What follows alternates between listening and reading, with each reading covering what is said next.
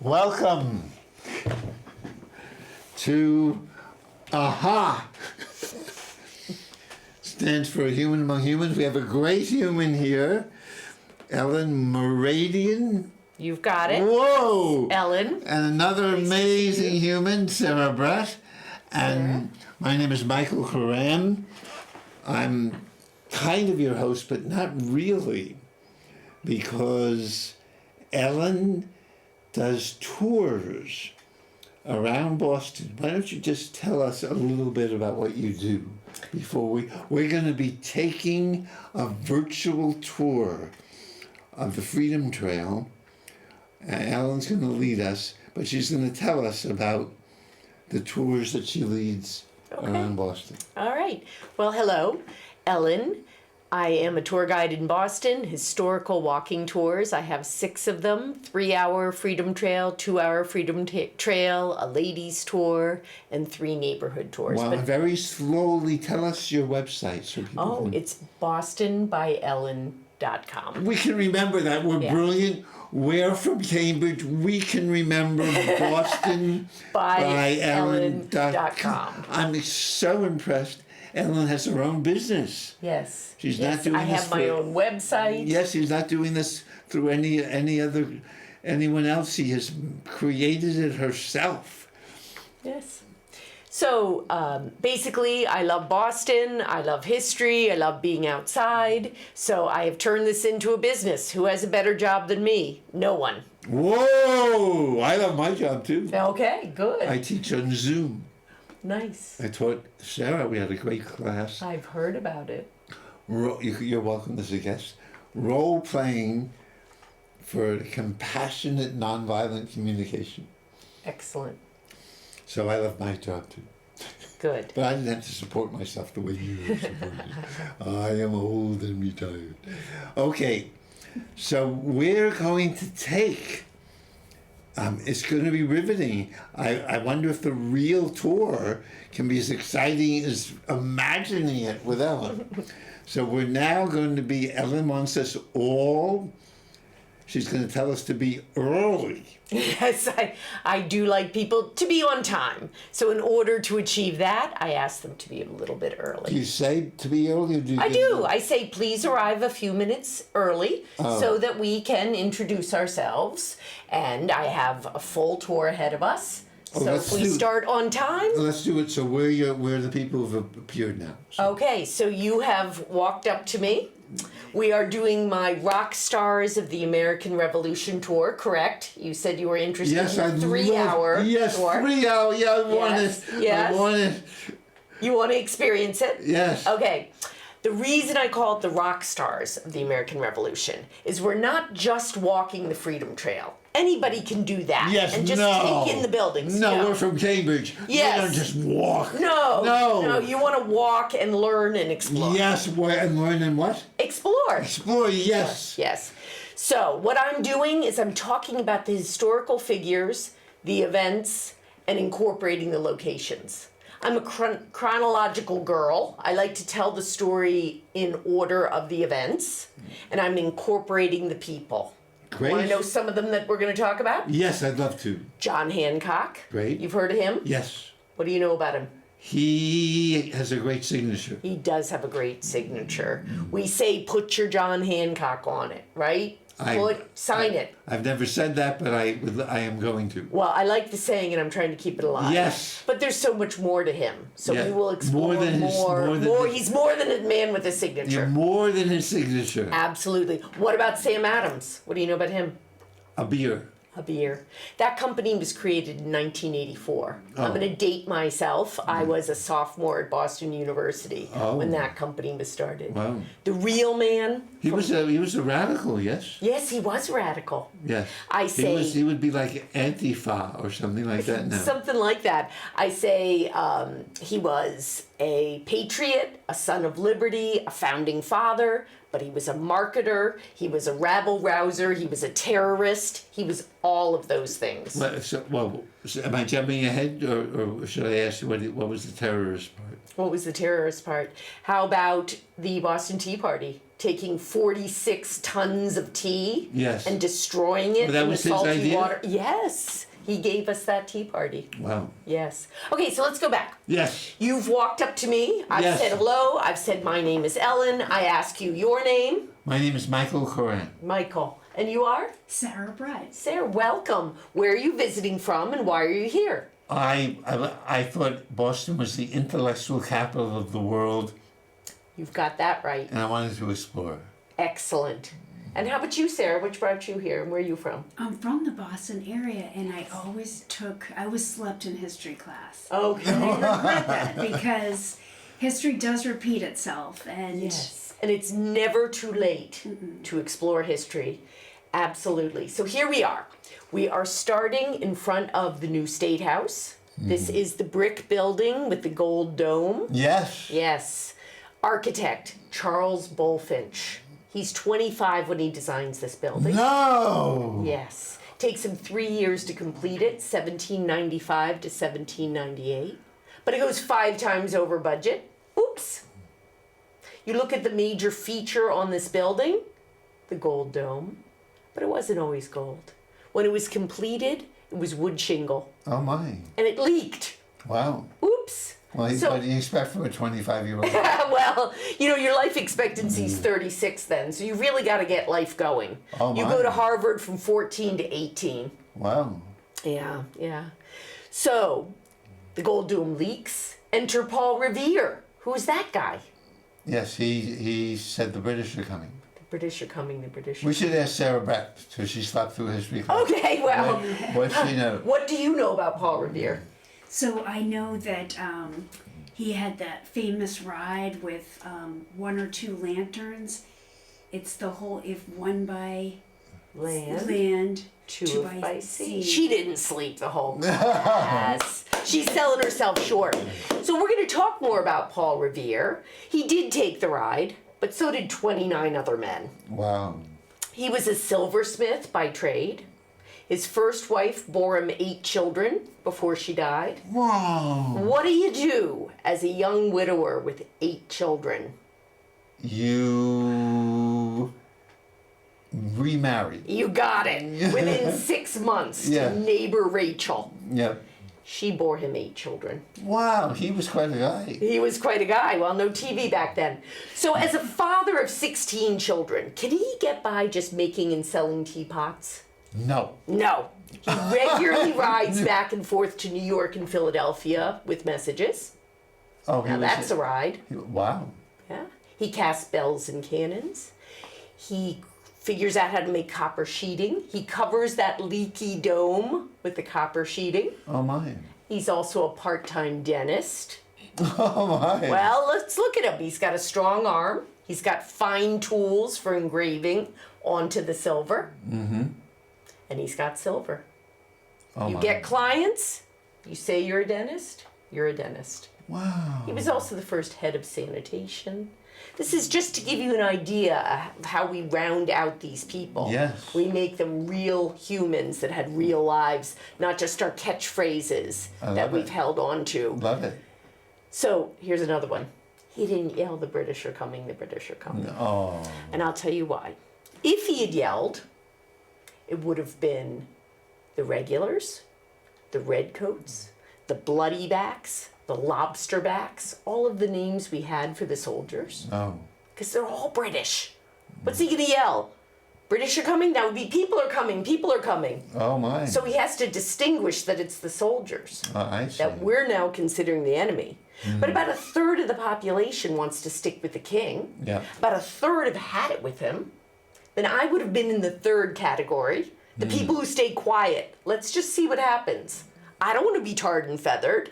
No. I don't want my house destroyed. Tarred and feathered is it's not quite a death sentence, or is it? Oh, it can be. It depends. If you're fully clothed and they sort of, put some tar on you and some feathers, that's one thing. You'll survive, you'll lose some skin. But they would often strip their shirt off, their jacket, sometimes more. It could cause death. So I would have been that neutral category that would have said, let's just see who wins this whole thing. And that's the side I was on all along. So he would not have yelled that soldiers were on the way, because that would have been an invitation for anyone loyal to the king to pull out their gun and blow him off his horse. So back to where we were. Yes. We were talking about John Hancock. Put your signature on it. Well, the real man, he grew up in the mansion that was right next to the State House. His father dies when John is 7 years old. His father was a clergyman and dies in a carriage accident. So John is adopted out. Excuse me. Bless you. Yeah. To his wildly wealthy Uncle Thomas Hancock. Thomas is married to Lydia, but they don't have any children. So by doing this, John gets to grow up in that mansion that was there. He gets to go to Boston Latin, the oldest public school in America. He gets to go to Harvard, and he inherits the mansion and the business of his uncles when Thomas, his uncle, dies at when John's 26. So he's now one of the wealthiest men in the colonies. So we're going to take a break from the State House and John Hancock because I want us to cross the street. It is a walking tour, and we need to walk and talk and explore. So the next thing we're going to look at is this memorial to Robert Gould Shaw. Oh my, the soldier. I've seen that memorial. Yes, some say it's the most beautiful piece of public art in Boston. I say I don't want to get into arguments like I'm that. Look at it more carefully. We have a lot of beautiful art, but it is a special one. You know what's wonderful? Feeling this tour, and then I'm going to go on it. Yes, well, good. It's Excellent. just to feel the difference. Yeah. Yes, yes. Well, of course, there's nothing like actually being there and seeing it. One of the positives of COVID is I actually had families booking private tours so their kids could see where this stuff happened.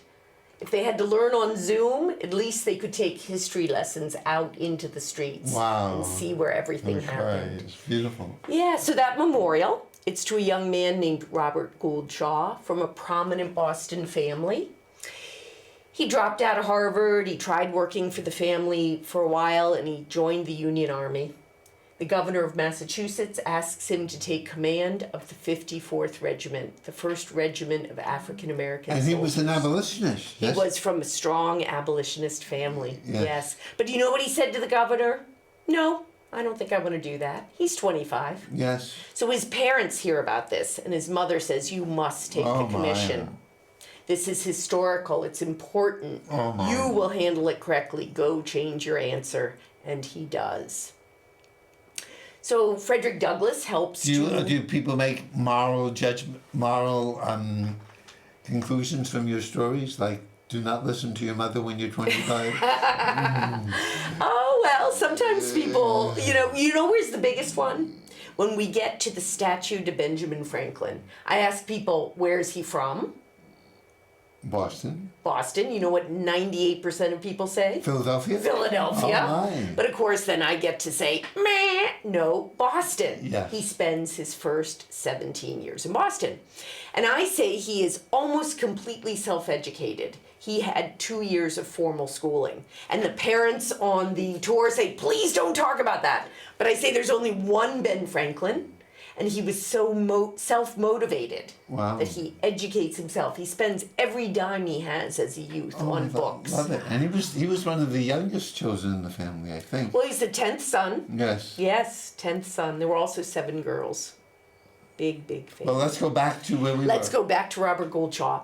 So, Frederick Douglass helps recruit. 2 of his sons join the regiment. They're trained in Massachusetts. They're sent to South Carolina. They're decimated at Fort Wagner. Robert Gould Shaw dies. So do 300 of his men. They're put into a shallow grave. Do we know if did they die because he didn't lead them well, or? No, it wasn't that. The fort was on a peninsula. The Confederate Army is crouched, protected in the fort. The 54th is running through the sand in their boots with their heavy packs, with their heavy uniforms. They're trudging through. They're basically sitting ducks. So if somebody made that... That was a bad call, and I do not know the answer to that. Who made that call? Good question. And that was at the You know what? I say I get homework every tour I give. Oh, There's my first piece of homework. And that was the very beginning of the war, yes? It was early in the war, yeah. So, tragedy. Parents say, let him rest with the brave men who served under him. He remained in South Carolina, but they wanted a memorial. And there was a commission set aside. They wanted to do Robert on the horse. The parents said no. The story is Robert on the horse with his men. So the monument you see has Robert, the horse, the men marching beside him. You see the horse is in distress. It knows what's coming. There's an allegorical figure above his head. People asked, what does she mean? The sculptor, Augustus St. Gaudens, said it's for the public to decide what she means. But she's holding poppies, which are a symbol of remembrance, an olive branch, which is a symbol of peace. And why are poppies a symbol of remembrance? To remember the battle, to remember the war, to remember these And brave poppies, men. because poppies grow in cemeteries? Why is it a symbol of remembrance? Yes. Boy, he's putting my homework list together here. Good. Second piece of homework. Good. Yeah. Yes, I won't lie. If I don't know an answer, I will look it up. But I don't know the Yes. answer. Why? I remember in high school, in Flanders Field, the poppies grow. Yeah, might be from that. Yeah. Because that poem is from World War One. Right? Yes. Yeah. Oh, that Yeah. makes sense. Yeah, that might just be it. So poppies might grow in cemeteries. Well, I think it's probably from that poem. That would be my guess. Or maybe it was an older poem. No, that was a poem from World War One. Right. But when was this memorial? Ah, good point. No, this Civil was War, done you're before, right. So yes. we got to figure this out. Yes, we have to figure it out. Right. Well, we will. And So- poppies, I think, are a drug. Yes. Well, opium Make is you from sleep. poppies. Yes, you make you sleep and happy. Yeah. Wizard of Oz, Yes. too, right? So to finish up this memorial, Yes. we have some Latin inscribed in the right. Anybody have enough Latin to translate it? No. It translates to he sacrificed everything to save the Republic. Can't give anything more than Robert Gould Shaw did, Wow. dying at 25. Oh my. He'd been married 3 Oh, months previously, and his widow never remarried. So is this story a plot to a movie, anyone? This is Don't Listen to Your Mother When You're 25. There's a movie though, That's Academy the- Award winning That's the movie. name of the movie. It's shorter, it's one word. Is it within the last 20 years? Approximately. Is Okay. Glory. Glory. Glory. Yes. With Mr. Sarah Jessica Parker, Matthew Broderick Oh. stars and Robert Gould Shaw. It has Denzel Washington, Morgan Freeman, and Andre Brower, Is who we it know a from Brooklyn Nine-Nine. good movie? Fabulous movie. Oh, I'm going to go see it. Yes, I make it homework Yes, to see that movie. That's great. I'm going to watch that. Yes, tonight. Sarah Brett, Yeah. maybe we'll watch Glory. Yes. I will warn everyone, the opening scene is very brutal. I forgot that from the first time I saw it. And it's before the 54th Regiment. I think the point of it is to really hammer home to us that war is hell. Because you have this brutal battle scene, and then it carries on with the whole story I want to watch of the Thank you. 54th. Wow. We're going to walk down into the Boston Common, the oldest public park in America. Wow. This was the common land to graze your cattle after Boston was settled. So let's go back in time for a moment. Who were the first peoples to be on this land? Massachusetts Native people. Exactly, the Massachusetts tribe. It means near the Great Hills. This is a series of hills south of Boston that we now call the Blue Hills. These people are spending the winter in the woods. They're coming out to the peninsula of Boston to summer to hunt and fish. Wow. They find fresh water. They're so pumped to have fresh water. Where's the fresh water? The fresh water is right now, it's covered over in brick. Oh. But it's Spring Lane. It's a little sort of street alley in downtown Boston. We'll walk past it later. Wow. Yes, so they named the peninsula Shawmut. It's their word for spring water. Oh my. 1630 is the big settlement date. That's when 700 English show up on 11 ships. I'm sorry. John Winthrop. John Winthrop. He is the leader, and he says, we will build a city on a hill, and all eyes will be upon us. Pretty lofty stuff. Some people say we're still full of it around here in Boston. I say, well, pride in place, and we can Yes. blame it on Winthrop. He started it in 1630. So they settle in the North End area. They're a shipping community. They're self-governing. It wasn't as hard for them as it was for the people of Plymouth, right? Not as hard for them as the people of Plymouth, correct. Yeah, in Plymouth, they start out in the cold weather and they aren't having a seasoned plant. So it was definitely a harder start at Plymouth. And here they did it well. They survived, so They there you survived. go. Yeah. I think there are plays about this too.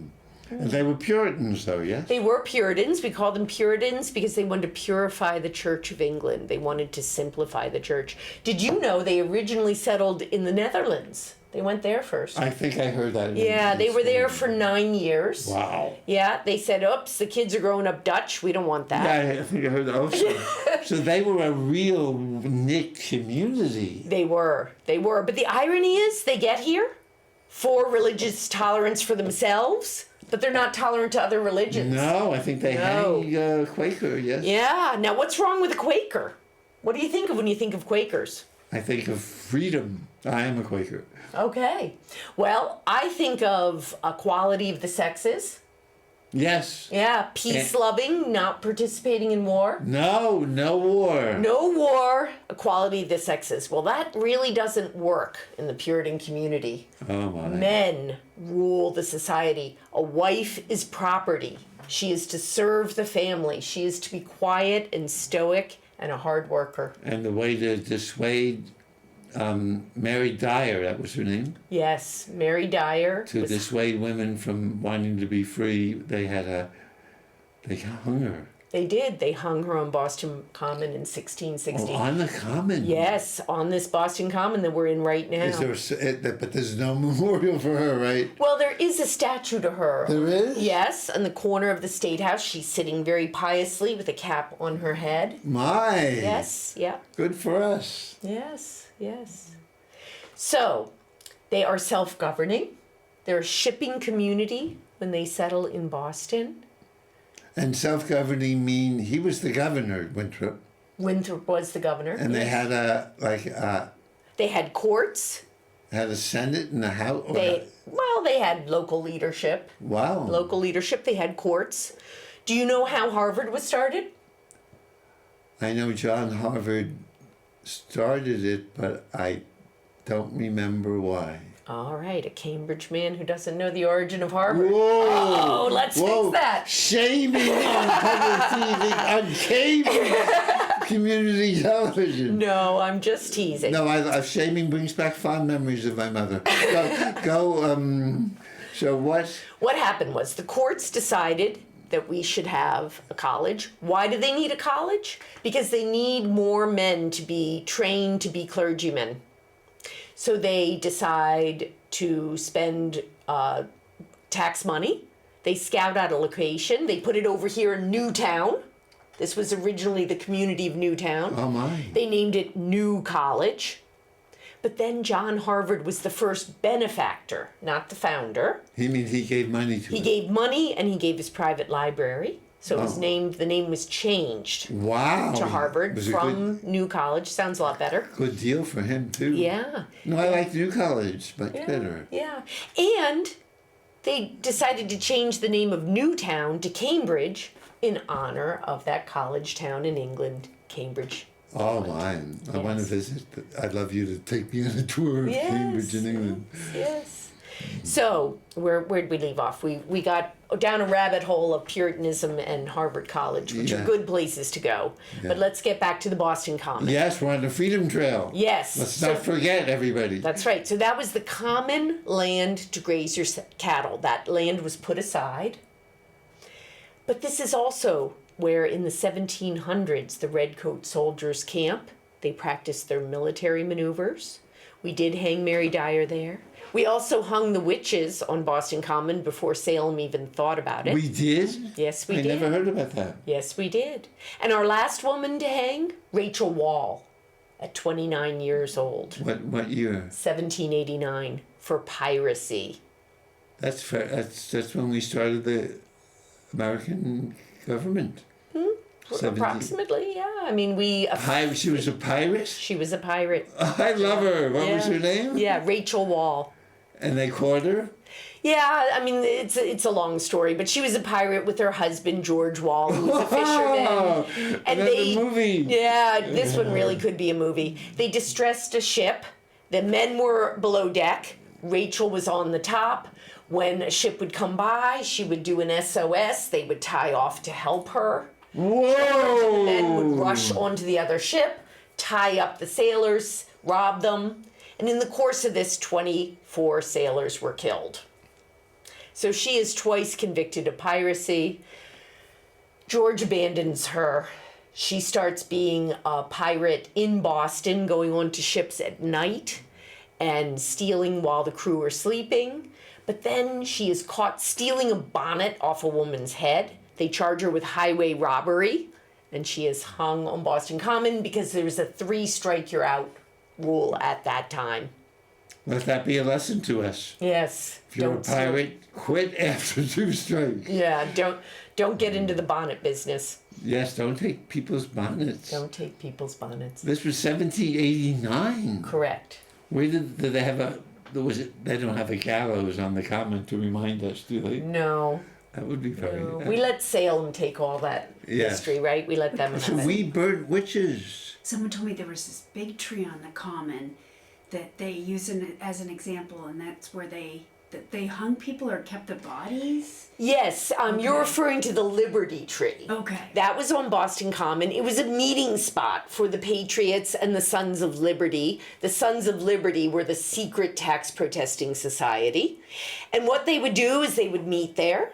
They would hang effigies from people they were angry at, like Andrew Oliver, who was in charge of enforcing the Stamp Act. This is a tax on paper that we are very angry about.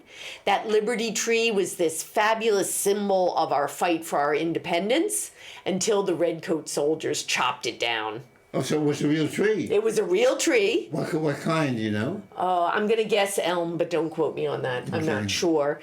There is a memorial to it. There's a Liberty Tree Square over on the corner of Boylston Street and Washington Street. And then there's a mosaic of the Liberty Tree up on the 2nd or 3rd story on a building in Washington Street. Not wildly obvious. You sort of have to look for these memorials. This is a very rich history. Yes, it is. So, we are now in the mid-1700s. There's a war called the French and Indian War. It's England and the British colonies against the French and the French up in Canada. This is a 7-year land war. And Indians are involved, no? Yes, what happens is the English and the French are recruiting the tribes, saying, aren't you angry at that other tribe? Join us and we will take out those tribes for you. So it becomes every man for themselves in a certain sense. You're picking sides. So we weren't fighting, the Indians were on our side as well as against us. Yes, exactly. Yes. So this is a 7-year land war. England wins it, but it's expensive. So this is why the king is continually adding and taking away taxes. Molasses Act, Sugar Act, Stamp Act, Tea Act, Townshend Acts. So we're very angry about this. Do you remember the saying, taxation without representation is tyranny? Yes. Who said it? Don't work too hard. Oh. Nobody's ever gotten this guy. Nobody? Nobody. I want to get on the phone to Lin-Manuel Miranda. Do for this guy what you did for Hamilton. Oh. His story's that good, and he's virtually forgotten. Who said it?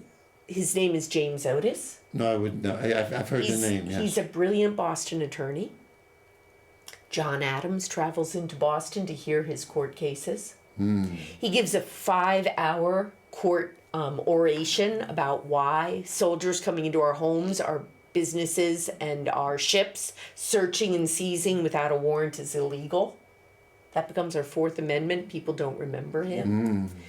He's behaving erratically. They shut him out of the Sons of Liberty, the secret tax protesting society. They don't take that lightly. But they do it because he can't be trusted with the secrets anymore. Then he gets hit in the head with a cane in a barroom fight with the tax collector. Big gash in his head. His son sends him out to a farm in Andover to recover. While he's there, He writes a letter to his sister. When God sees fit to take me, I hope it's by a strike of lightning. We can't make this stuff up. He steps out for air, No! leans on the door jamb. Black cloud rolls in, strikes him dead with lightning, and rolls out. How's that for the end of our Broadway show? Everyone's going to rip out their phones. Did this really happen? Oh my. It did. So we see his... And what year is this? Oh, geez. I knew you were going to ask me that. Approximately 1770. Oh. Right. If we were looking at his gravestone for real, we could see it. Oh, good. Oh, because we see... It's in the granary burial ground. And we're passing through that. We are passing through that right now. So, James Otis. And these are just little slabs, right? Well, interesting you should say that, because James Otis's stone looks different. It's very three-dimensional, it's very lumpy. It's Roxbury pudding stone. It's our Massachusetts state stone. It's naturally made concrete. It's sand, gravel, rocks, compressed over time to make this natural concrete. So it's very plentiful. A lot of our churches are Roxbury pudding stone, as is James Otis's stone. Oh my. So we say that he haunts the burial ground. I'd imagine he's not a friendly ghost, knowing his end. Oh my. What do you think? I don't know if he didn't intentionally get struck by lightning, right? Well, he did wish it, will it, write it in a letter. What's the word for that? When you manifest it? Yes. Yeah, I think he manifested it. I don't know if you haven't ever experienced ghosts on this trail, have you? Or I haven't personally, no. No. I mean, ghosts usually come out at night. My tours are generally in the day. Sometimes I roll into the evening, but generally. So these are safe tours, folks. Yes, absolutely. What was that? Ghost-free tours. Ghost-free tours. What was that website again? It was, don't tell me. It was, oh my. It's hard having an 80 what? Boston by Ellen. I get a whisper. I can feel a ghost is whispered in my ear. BostonByEllen.com. Yes, that is it. So, do you want to carry on with the tour? Do you want to ask me anything else? Do you want to know about any other tours? No. I want more in this. You want more on this tour? Yes. Okay. Is that okay? That's okay. This is the 3-hour tour. This is the 3-hour tour. Yes. I'm going to take it. Okay. I can't wait to see the difference. Maybe we'll take it together, Sarah. The difference between virtually doing it now and actually doing it. Oh, it's different, of course. And you're all invited. Of course. All the viewers are invited. Out in the fresh air, to literally be seeing the sun. Yes. To be able to ask questions. I welcome questions. I welcome interaction. Yes. I say to people, we're all new best friends. I want you to Oh, good. get I could to know use each some more other. best friends. Who couldn't, right? Yes, more best friends. More. Come to... Come to the tour. I forgot your website already, Ellen. Boston by Ellen. Boston by Ellen. Do you need new best friends? Come on this tour. Would you like another best friend? BostonByEllen.com. You don't guarantee that, though, do you? Guarantee that everyone will be best friends? Yes. I guarantee that I'm going to make an effort for everyone to get to know each other a little bit and enjoy each other. We're all in this common mission for 3 hours. This is better than Match.com. There you go. Explore the Freedom Trail, talk about history. And these are free-loving people who are taking it. Right. So Absolutely. What's next? So what's next? This stone in front of us on the left, you see that it's tall, it's an obelisk shape. Well, it's a memorial to John Hancock. And an obelisk is the Egyptian symbol, the tall. Well, it gets to a point. And I believe that's to point you towards heaven. Good idea. I believe that's the purpose of the shape of the obelisk. So over the portrait of John Hancock is his coat of arms. Now we say, what does a patriot, what does a son of liberty, what does a founding father want with the coat of arms? Well, the first half of his life, he is a wealthy British citizen. Yes, he wants a coat of arms. Oh, my. And it's quite literal. Can you see? It has a hand and it has 3 roosters above. Another name for rooster is cock. Yes. Hancock. Yes. Bless you. Quite literal. Now, and people had coat of arms because? It's a family crest. It's to have meaning. It's a symbol of prestige. So we can make one now, I would like. Absolutely. Michael. What is the origin of your last name? Koran, I could tell you, but I'm too fascinated by what you're saying Okay. after. Well, you could take the meaning of the name Yes. and translate it into symbolism. Well, okay, I'm going to tell you. So, Keren in Hebrew means ray of light. And since the rays of light from the sun, when you're a child and you do them, they're horns too. They look like horns coming from the sun. I'm seeing a really good coat of arms here. Yeah. I think we could have a design contest. Now it's also when it says in the Bible, out of Moses's head, Koran came, which in the Hebrew meant rays of light. But the Latin translation turned it into horns. Okay. And so when Michelangelo made his statue, this is like your tour. Yeah. Made Yeah, his I'm getting a tour of your last name. Made his statue of David, of Moses rather. He has horns coming out of Moses' head. Wow, where is this? This is in wherever the statue of Moses, probably somewhere in Italy. Okay. And so people thought the Jews had horns out of. And when I went to work at Grossinger's, a Jewish resort in the Catskills, another busboy from Texas, who was very friendly to me, he said, "Oh, by the way, where's your horns?" Oh, God. Not in any... Mean way. No, It's just no. what he had been told. So just from a mistranslation. Wow. So we won't go into it. We could make a nice coat of arms out of that. I think so. Yes. I would leave the horns out personally. I would go with the rays. I but like that's both. me. You would use both. Okay. I like, because I think it's like a sound and light show. Okay. Rays of light and a horn Okay. to make, on Jewish New Year, Rosh Hashanah, they blow a shofar, which is a ram's horn. Okay. So I would like to be a sound and light show. Okay, I like it. And this actually is a beautiful transition to our next stop. I'm so glad. Yes, it's the Stones, and I say plural, honoring Paul Revere. Why is there more than one? Well, when Paul Revere dies, yes, he is an everyman Renaissance man, right? No, I didn't know that. Well, he's a silver you told us, smith, yeah. he casts bells and cannons, copper sheeting, part-time dentist, head of sanitation, soldier in the French and Indian War. And a father of 16. And a father of 16. But when he dies, nobody gives one about that midnight ride. He was one of 29 riders. Yeah. He didn't complete the ride.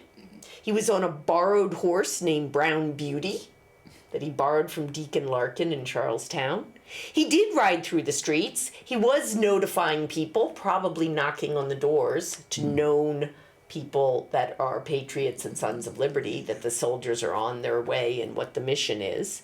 But he is detained along the way. He never completes the ride. The British detain him? Yeah.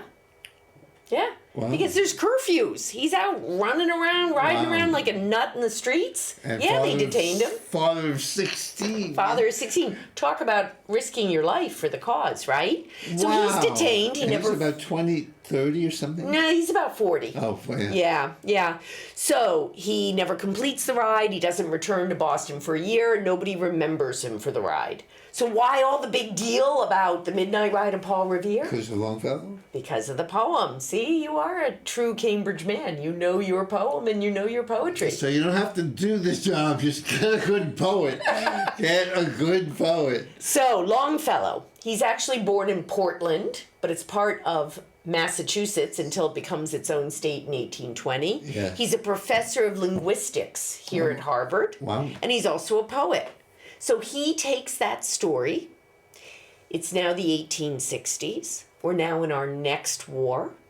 And the point of it is, you, young Union soldier, can be the hero like Revere was last time. Oh, man. So if this poem talked about the 29 other riders that really did take the ride, it wouldn't fulfill the mission. Of Inspiring, you can be the one man to be the hero this time. So it was never meant to be a historical document. Oh. It was meant to be an inspiration. And it was. And it was. And you know what? I've reread the poem recently. There's no the British are coming in that poem. I don't know where that comes from. Oh, my. More homework. Yes. More homework. So our next stone is honoring the 5 victims of the Boston Massacre. March 5. These are the stones by 1770. John Hancock's grave, or just stones? No, we saw John Hancock. Oh, I see. This is another stone. Now, actually, thank you. I didn't quite finish Paul Revere. I apologize. Paul Revere's stone is about this big, and it says Revere's tomb. That's it for the working class man when he dies. But then after the poem's written, everybody knows who he is. He gets a bigger, better white marble stone that gives his full name, his birth date, and his death date after that poem. Always make friends with poets. There you go. So, you have the 2, and I like that because, like your horns and your rays, it's telling more of the story. If there was just the newer stone, we would forget the fact that he was a humble working class man, was not remembered upon his death. He gets that one simple stone. But then they give us a second stone. So I think that enlarges the story Yes. of Paul Revere. Now, Okay. are these people buried there? Yeah, They are, and there. But do you notice all of the gravestones are in a row, touching each other? What's with that? Is that how the cemetery was originally arranged? What do you think? I like it. Contact Sarah. What do you think? Is that how it was? What do you think it was? Greed. Land got too valuable. I like a cynic. Actually, it's for the modern conveniences of weed whacking and lawn mowing. Oh. In the 1830s, they put down walkways. They collect up the stones. They put them all nice and in a row, touching each other so that the weed whacking and the lawn mowing. So they're not necessarily buried under the Exactly. So every stone you see there, yes, it has a body. But there are about 2,000 stones and about 5,000 people buried there. So some of them have broken apart, some have fallen over, being reabsorbed by the stone. It's small. 500. 5,000. 5,000. 5,000. Yeah, they would put in a body, then they would put in another body. They're layered on top of each other. They may take out a stone, put a new stone. They may put a body, but not put a new stone. So there are so many more bodies than stones Lot of today. Lot of touching. Yes. So should we move on to Yes. okay. Yes. So now we're ready to explore the 5 victims of the Boston Massacre. That was March 5, 1770. We have soldiers that have been sent over by the king because we have had riotous events. As Sarah mentioned, the Liberty Tree is being used to hang effigies, giant puppets of the people we're angry at. We will cut the heads off them, we'll burn them, we'll tar and feather people. Things are out of control in Boston. Most dramatic of all. Now we're tarring feathering the British? Yeah. Well, remember, they're all British, but the loyalists, the people loyal to the king. And then that could kill them. It could kill them. Yeah, there were cases of death from tar and feathering. There's a story of a man. He does survive, but he's weeks in bed. His skin is sloughing off from the tar. He takes the skin and he puts it in a box. And he's called to an appointment with the king. And he brings his box of skin and plunks it down in front of the king for him to see what he had to suffer. To be loyal to the king. To be loyal to the king. Yeah. Yeah. That's going to burn an image in your brain, right? Yes. Well, So, soldiers had been sent by the king because things were out of control in Boston. And we look at it as a military state. We're a population of 15,000, and the king has sent over thousands of soldiers. Thousands for 15,000 people? Yes. So people ask me, weren't the other colonies angry about the taxes? They were, but they weren't under a military state. So there are local teenage guys, they're sailors, they come upon a soldier, Private Hugh White, and they're heckling him, they're giving each other a hard time. Snowballs start flying through the air from the locals. They're hitting Private Hugh White. He doesn't like it. He calls for help. His commander, Captain Preston, sends out soldiers.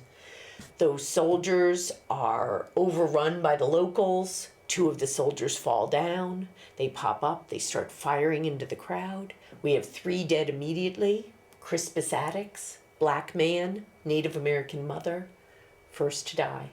Martyr for the African American community. Another man's dead by morning. Patrick Carr is dead a few days later. We end up with 5 dead. We call this event the Boston Massacre. So I like to ask, what do you think? What do you think of that word, massacre? I think we're good, another good poet. And you get good PR, you can rile people up. Exactly. Without a doubt. Because that event's 252 years ago, 5 dead, and we're still talking about it today. Now, I'd call it a street fight. Yes, it's soldiers against locals. But they hate each other. They know each other. Those soldiers are young, hungry men with guns. They're not well paid. They're trolling around Boston looking for day labor. So tensions are high. Now, does anybody loyal to the king call it the massacre? No. No. They don't call it a street fight either. What do they call it? They call it the incident in King Street. Yes. Yes. Talk about marketing, right? Well, the British especially. We've had an unfortunate incident. Yes, right? Yes. But I say, brilliant word choice. Before I actually dug apart this event, when I just heard of, the Boston Massacre like anyone else, I would have thought, at least 30 people died. That's my definition of a massacre in my own little brain. But it turns out it's just innocent people being attacked. So there's really no quantity. So the word is actually, under that parameter, justifiable. Wow. And yet it brings up so much more for us. Well, we don't know who created the word, do we? Well, I suspect it was Samuel Adams. Oh, my. Yes. So what do we think of when we think of Samuel Adams? We think of... Well, we talked before the show, so... What do you think, Sarah? He is a rebel. He's a rebel. But what does a college student think of when they think of Samuel Adams? Oh, The beer, right? That company was created in 1984. So, the real man, he's from a prominent Boston family. Father's deacon of the church. This stuff matters. Sam Adams goes to Harvard. He gets a master's from Harvard. But he's a terrible businessman. Every business he touches, he runs into the ground. But he's a local politician. He takes those 5 dead and he seizes it. He has the dead lie in state at Faneuil Hall. That's our town meeting room. The community files by to pay their respects. He organizes their funeral, and as you saw the stone, they were buried together. And he's buried next to them. Wow. Yeah. So. And these few people started a revolution that gave us the United States of America. There you go. Now, I often ask people, I apologize, I forgot at the beginning of our tour, what do you think the first major event of the revolution is? Sarah? I don't was some What's the- gunshot. Wasn't there a So you're thinking of maybe Lexington and Concord, the shot heard around the world? That's Very what- common guess. I would say so. And you know what? What? If your definition is that it's a battle, Yes. then that would be, Because wasn't that the battle that Paul Revere supposedly was writing to? that's the, yes, he is going out to To Lexington. tell them The lobsters are coming. The lobster backs, the bloody backs. Yeah. What he is doing is he is warning Sam Adams and John Hancock, who are staying at Hancock's uncle's home in Lexington, flee.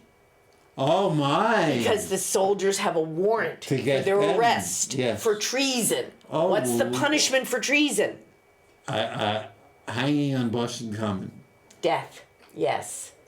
So then they're going to go to the next town over, Concord, where it's not a very well kept secret that the Patriots are stockpiling ammunition. If they get the two leaders of the rebellion under arrest, if they get their ammunition, the rebellion's over. Wow. So that is why Paul Revere is riding through the Wow. countryside. That changed the world. Yeah. There was a shot around the world. But before we get to the Battle of Lexington Concord, Yeah. a lot of people guess the Boston Tea Party. Oh yes. Another good guess. Now that Battle of Lexington Concord is April 1775. Yeah. Battle of Lexington and Concord. Wait, we said Battle of Lexington and Concord is April 1775. Boston Tea Party is December 16, 1773. So we're going back. I started the massacre, March 5th, 1770. Wow. Wow. Well, in Boston, This is great we to can take it know. back. Well, you know what happens? People don't just spontaneously wake up and say, let's have a revolution today. We don't know. No, luckily, right? So we have to build and build and build these Yes. various events on top, on top. So where should we go now? Where are we on the tour? Well, we have finished in the Granary Burial Ground. We will step out onto Tremont Street. Yeah. We'll look back to the gate of the Granary Burial Ground. Yes. It is Quincy granite, the same granite as used to build Quincy Market and the Bunker Hill Memorial. And the architectural style is Egyptian Revival. Do you see the lit torch hung upside down? Yes, I can feel it. It's a symbol of death. Oh my.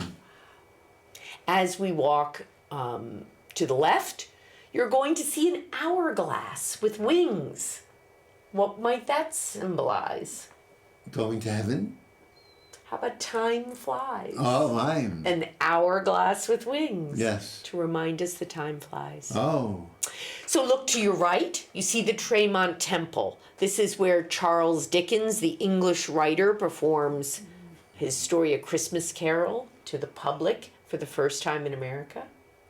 Now, next is the Parker House Hotel, the oldest continuously run hotel in America. Oh, and we're walking past this. Yeah, we're walking past it. The Parker House Hotel, anybody know what that's famous for? Sarah knows? Wow, tell It's us. a food item. It is a food item. Go ahead and tell us. It's the, isn't it the Boston cream pie? Boston cream pie was developed there. It was originally called Parker House cream pie. Yep, it's now our Massachusetts state dessert. Is it pie? I would bet from the question, no. Have you? Apparently, you've never had it. No. We have to change that. Have you ever had it, Sarah? Tell them what it is. It's like a kind of like a cream. What do you call it? Like a. What's the word I'm looking for? Custard. Custard. Yeah, it's two layers of yellow cake Yeah. with custard in the middle and chocolate ganache on the top. Ganache. What is ganache? It's a thick chocolate. Oh my. Yeah. Very good. I highly recommend it. Right. Well, after the Parker House Hotel, we will see the King's Chapel Church. It's the oldest Church of England church in Boston. Notice it has no steeple. Why does it have no steeple? They ran out of money. Oh my. Yeah, we'll call it Yankee ingenuity. And this is still an operating church? Or It not? is. It is. You can go to services there on a Sunday. If you want to visit as a tourist, if you want to take photos, there's an admission non-service Oh, but we time. can go- wow. But you can visit it. Oh, you can. my. We stay outside because this is an outside walking. And still an Anglican church, yes? No, it is Christian Universalism. Oh my, whatever that is. I know, whatever that is. I have asked, it has been explained, and it does not stick in my brain. Oh, my. It's too contradictory. I don't know, but that is what they say. They're Christian I love it. Universalism. They're for everybody. Yeah, without a doubt. So, no steeple. They ran out of money. It does have a bell cast by Paul Revere. No. He said it had the sweetest sound of any bell And he it's ever still cast. belling. It's still belling. Absolutely. Is that a word? Belling? Well, Ringing? so, and what's the name of the church again? King's Chapel Church. Oh, for the King. Yes, yes. Church of England. We might Church. have time for one more stop. One more stop. Okay, well, this one I particularly like. It's a memorial on the ground. It was created, the memorial, in 1983, but it's an honor Boston Latin school. Oh. This is the oldest public school in America. Oh, my. 1635. Wow. So imagine, they've been here 5 years. They have to build their housing. They have to build their government buildings. They have to build their churches. And they decide they need a school. Of course, they've got to educate their youth. These were good guys. No wonder Right? Boston is so great. It's kind of tiring when you think about all that they did, right? It's mind-blowing. They had this, let alone 16 children. Yes, yes. So they need to educate these children. So they use taxpayer money. They name it Boston Latin. Now, it's a public school. We think anybody can go, right? Well, as long as they're white, they're male, they're landowning, they're in good standing with the church, then they can go. So, Boston Latin still exists today.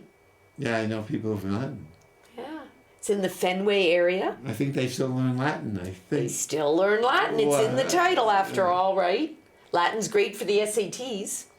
So, Samuel. 30 seconds. Okay, Samuel Adams, John Hancock Went there? went there. Ben Franklin, famous dropout. Yes. Wow. Yes. Well, I think we better take a pause because we need to wrap it up. And it's been such a pleasure sharing some of my rock stars of the American Thank you Revolution with you. so much. Thank you. And We still have 2 more hours, so you have to join me Yes. so we can talk about more of these people and more of these events. BostonbyEllen.com.